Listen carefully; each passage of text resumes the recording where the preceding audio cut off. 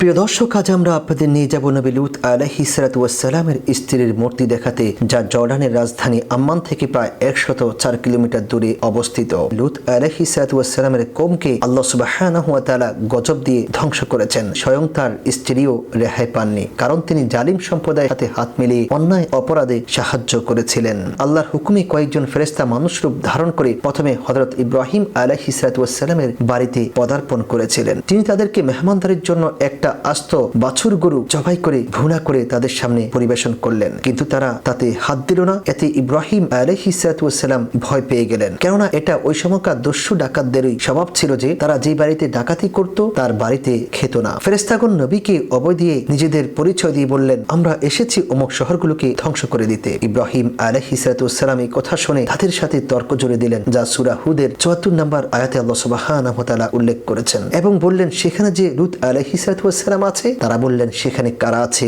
আমরা তা ভালোভাবেই জানি, আমরা অবশ্যই তাকে এবং তার পরিবারের সবাইকে রক্ষা করব, তবে তার স্ত্রী ব্যতীত সে ধ্বংসপ্রাপ্তদের অন্তর্ভুক্ত হবে। অতঃপর তারা ইব্রাহিম আলাইহিস সালাতু ওয়াস সালাম দম্পতিকে ইসহাক আলাইহিস সালাতু ওয়াস সালামের জন্মের সুসংবাদ শুনিয়েছিলেন। বিবি সারা আলাইহিস সালাম ছিলেন নিঃসন্তান। অতি বৃদ্ধ বয়সে এই সময় তাকে হযরত ইসহাক আলাইহিস সালাতু ওয়াস সালামের জন্মের সুসংবাদ দেওয়া হয়েছিল। শুধু তাই নয়, ইসহাকের পরে তার ঔরসে যে ইয়াকুব আলাইহিস সালাতু ওয়াস সালাম জন্ম হবে সেটাও জানিয়ে দেওয়া হয়েছিল, যা সূরা হুদের 71 এবং 72 নম্বর আয়াতে আল্লাহ সুবহানাহু ওয়া তাআলা উল্লেখ করেছেন। উল্লেখ্য যে ইয়াকুবের অপর নাম ছিল ইসরাইল, এবং তার বংশধরগণকে বনু ইসরাইল বলা হয়, যে বংশে হাজার হাজার নবীর আগমন ঘটেছিল। কেনানে ইব্রাহিম আলাইহিস সালাতু ওয়াস সালামের নিকট থেকে বিদায় হয়ে ফেরেশতাগণ সাদুম নগরীতে লূত আলাইহিস সালাতু ওয়াস সালামের গৃহে উপস্থিত হয়েছিলেন। এই সময় তারা সুন্দর নওজোয়ান রূপে আবির্ভূত হয়েছেন, কেননা আল্লাহ তাআলা যখন কোনো জাতিকে ধ্বংস করবেন তখন শেষ মুহূর্ত পর্যন্ত তাদের পরীক্ষা নিয়ে থাকেন। সাদুম জাতি তাদের এই চূড়ান্ত পরীক্ষায়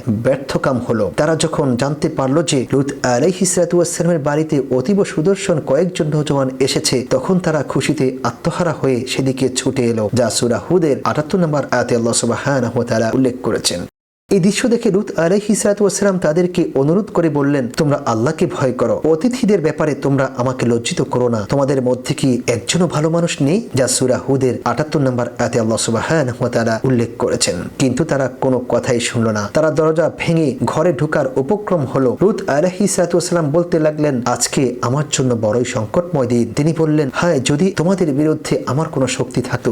যা সূরা হুদের 80 নম্বর আয়াতে আল্লাহ সুবহানাহু ওয়া তাআলা তা উল্লেখ করেছেন। নবী লূত আলাইহিস সালাতু ওয়াস সালামের এই অবস্থা দেখে ফেরেশতাগণ আত্মপরিচয় দিলেন এবং লূত আলাইহিস সালাতু ওয়াস সালামকে অভয় দিয়ে বললেন, হে লূত আলাইহিস সালাতু ওয়াস সালাম, আমরা আপনার প্রভুর প্রেরিত ফেরেশতা, ওরা কখনোই আপনার নিকটে পৌঁছতে পারবে না। এই জন্যই আমাদের রাসূল সাল্লাল্লাহু আলাইহি ওয়াসাল্লাম বলেছেন, আল্লাহ সুবহানাহু ওয়া তাআলা রহম করুন লূতের উপর, তিনি সুদৃঢ় আশ্রয় প্রার্থনা করেছিলেন। অতঃপর জিবরিল আলাইহিস সালাতু ওয়াস সালাম তাদের দিকে পাখার ঝাপটা মারতেই বীর পঙ্গুরেরা সব অন্ধ হয়ে ভেগে গেল। পবিত্র কোরআনুল কারীমে সূরা কমরের 37 নম্বর আয়াতে তা উল্লেখ করেছেন, ওরা লূতের কাছে তার মেহমানদের দাবি করেছিল, তখন আমি তাদের দৃষ্টি বিরক্ত করে দিলাম, অতএব আস্বাদন করো আমার শাস্তি এবং হুঁশিয়ারি। অতঃপর ফেরেশতাগণ হযরত লূত আলাইহিস সালাতু ওয়াস সালামকে স্বীয় পরিবার বর্গ সহ কিছু রাত থাকতেই এলাকা ত্যাগ করতে বললেন এবং বলে দিলেন যেন কেউ পিছনে ফিরে না দেখে, তবে আপনার বিদ্যা স্ত্রী ব্যতীত নিশ্চয়ই তার উপর ওই গজব আপতিত হবে যা